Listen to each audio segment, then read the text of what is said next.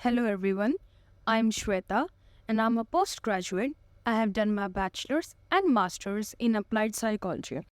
In this video, I will discuss a psychology topic which is biological basis of behavior. Third is biological basis of behavior.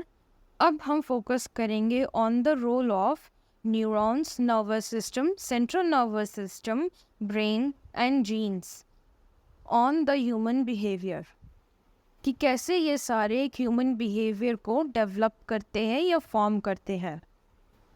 First is neurons. Neurons एक basic unit होते हैं nervous system का और कई सारे neurons मिलके एक nervous system बनाते हैं. न्यूरॉन्स आर स्पेशलाइज्ड सेल्स, यानी न्यूरॉन्स का सिर्फ एक ही काम होता है, जो स्टिमुलाई से इंफॉर्मेशन मिली है उसको इलेक्ट्रिकल इम्पल्सेस में कन्वर्ट करना और इस इलेक्ट्रिकल इम्पल्स को रिसेप्शन करना, कंडक्शन करना और ट्रांसमिशन करना. रिसेप्शन मतलब रिसीव करना, कंडक्शन मतलब बनाना एंड थर्ड इज़ ट्रांसमिशन यानी ब्रेन टू नर्वस सिस्टम या nervous system to brain transfer करना. सबसे पहले इंफॉर्मेशन सेंस ऑर्गन पे पहुंचती है, फिर सेंस ऑर्गन से न्यूरॉन्स इंफॉर्मेशन को लेते हैं और कन्वर्ट करते हैं इनटू इलेक्ट्रिकल इम्पल्सेस और कई सारे न्यूरॉन्स मिलके इस इंफॉर्मेशन को ट्रांसमिट करते हैं यानी ट्रांसफ़र करते हैं to the central nervous system यानी ब्रेन या स्पाइनल कॉर्ड में और फिर वो इंफॉर्मेशन नर्वस सिस्टम में किसी मोटर ऑर्गन में जाती है यानी मसल या ग्लैंड्स में, जिसकी वजह से हम बिहेव करते हैं, एक्शन लेते हैं या रिस्पॉन्स करते हैं टू दैट स्टिमुलाई या इंफॉर्मेशन. एक नर्वस सिस्टम में of one human being there are 12 billion neurons.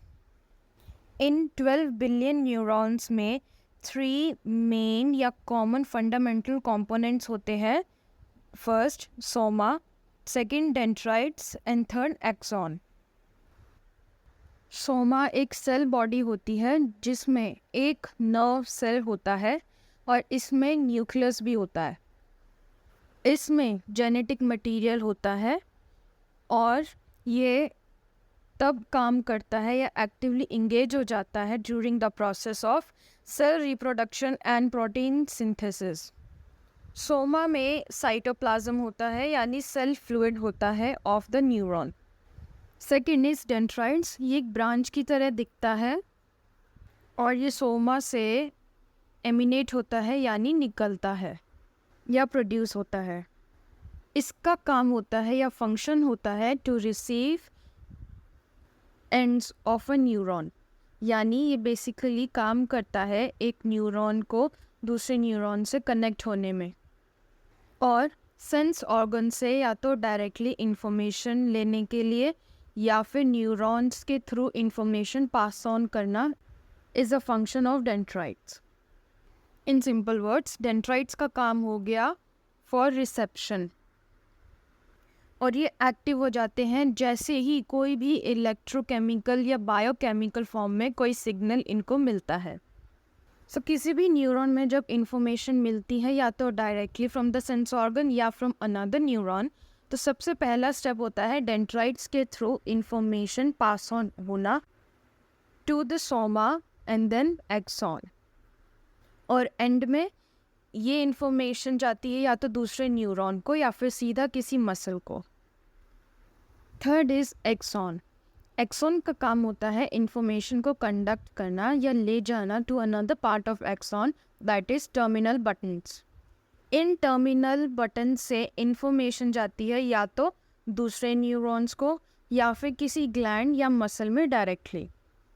जब इंफॉर्मेशन दूसरे न्यूरॉन में पास होती है फ्रॉम वन न्यूरॉन, तो उस न्यूरॉन में भी वही सेम प्रोसेस होता है, यानी पहले dendrite, second soma and then axon and then terminal buttons. ये प्रोसेस तब तक चलता रहता है जब तक वो इंफॉर्मेशन या तो ब्रेन तक या फिर किस सेंट्रल नर्वस सिस्टम या मसल या ग्लैंड तक नहीं पहुंच जाती है और उस रास्ते के बीच में कई सारे न्यूरॉन्स होते हैं जिनमें इंफॉर्मेशन पास ऑन होती रहती है थ्रू इलेक्ट्रॉनिकल इम्पल्सेस.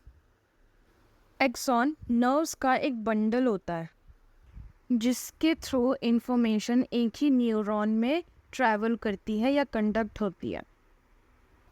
नर्व्स दो तरह के होते हैं, first sensory and second motor. Sensory nerves को एफेरेंट नर्व्स भी कहते हैं, जो इंफॉर्मेशन को कैरी करते हैं from sense organs to central nervous system, और फिर ये इंफॉर्मेशन सेंट्रल नर्वस सिस्टम से मसल्स या ग्लैंड्स में पहुंचती है। सेकेंड इज़ मोटर नर्व, जो भी हमारी मूवमेंट्स या कोई भी फिजिकल रिस्पॉन्सेस से रिलेटेड इंफॉर्मेशन होती है उसको मोटर नर्व कंडक्ट करता है थ्रू न्यूरल कमांड्स, जो डायरेक्ट करते हैं, कंट्रोल करते हैं और रेगुलेट करते हैं हमारी मूवमेंट या फिजिकल रिस्पॉन्सेस को। इन summary, neuron consist of 3 basic elements. First, dendrites, जो ब्रांच लाइक स्ट्रक्चर्स होते हैं जो सोमा से प्रोड्यूस होते हैं, और सबसे पहले इंफॉर्मेशन डेंड्राइट्स को मिलती है। फिर वो इंफॉर्मेशन पास ऑन होती है टू द सेकेंड सोमा, जो सेल बॉडी होते हैं, और इसमें न्यूक्लियस होता है और सोमा में जेनेटिक मटेरियल होता है, और फिर यहाँ से इंफॉर्मेशन एक्सॉन तक पहुँचती है, और ये एक्सॉन एक नर्व का बंच लाइक सिस्टम या फिर एक पाइल सा होता है, जिससे इंफॉर्मेशन एक्सॉन के दूसरे पॉइंट यानी टर्मिनल बटन्स तक पहुँचती है, और फिर टर्मिनल बटन्स तक इंफॉर्मेशन या केमिकल रिस्पॉन्स या इम्पल्स दूसरे न्यूरॉन तक पहुंचता है या फिर किसी मसल या ग्लैंड में पहुंचता है। एक्सॉन में जो नर्व्स होते हैं वो नर्व्स 2 टाइप के होते हैं, first sensory and second motor. Sensory nerves को एफेरेंट नर्व्स कहते हैं, जो सेंस ऑर्गन से इंफॉर्मेशन सेंट्रल नर्वस सिस्टम तक पहुंचाता है, और फिर सेंट्रल नर्वस से मसल या ग्लैंड्स में पहुंचाता है। सेकंड इज़ मोटर नर्व्स, जो हमारी मूवमेंट या फिजिकल रिस्पॉन्सेस को डायरेक्ट, कंट्रोल या रेगुलेट करते हैं। Next is nerve impulse.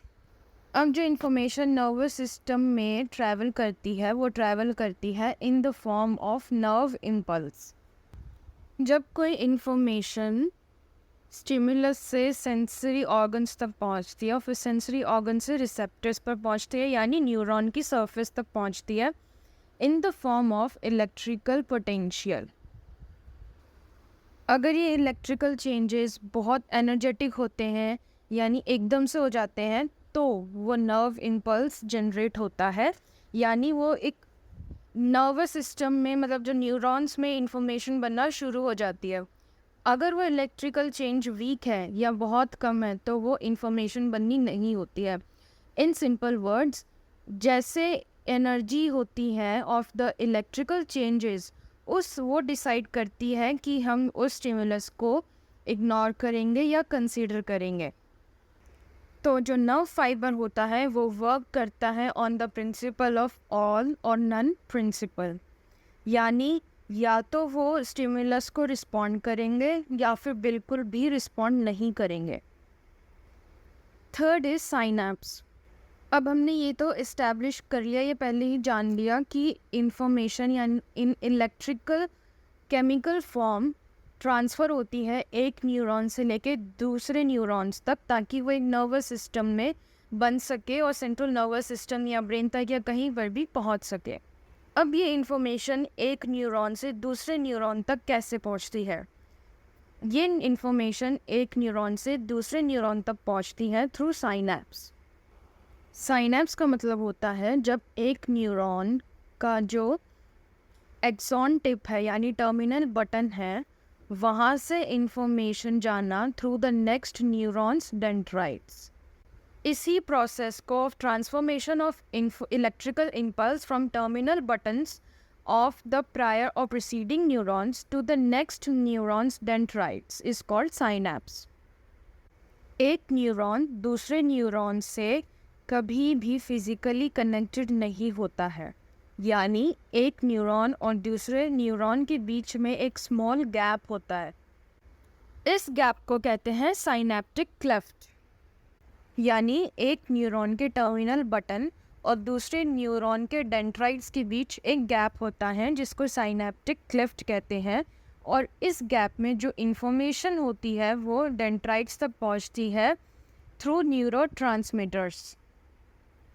यानी जो इन्फॉर्मेशन इलेक्ट्रिक केमिकल के फॉर्म में थी वो न्यूरोट्रांसमीटर यानी केमिकल सब्सटेंस होता है उसमें फॉर्म होके दूसरे न्यूरॉन के डेंड्राइट तक पहुंचती है। Thank you. For any queries you can mail me on this email ID. For more information, follow me on Instagram and Facebook. Links are given in the description box below. Subscribe to my channel and don't forget to like, share and comment. Bye bye.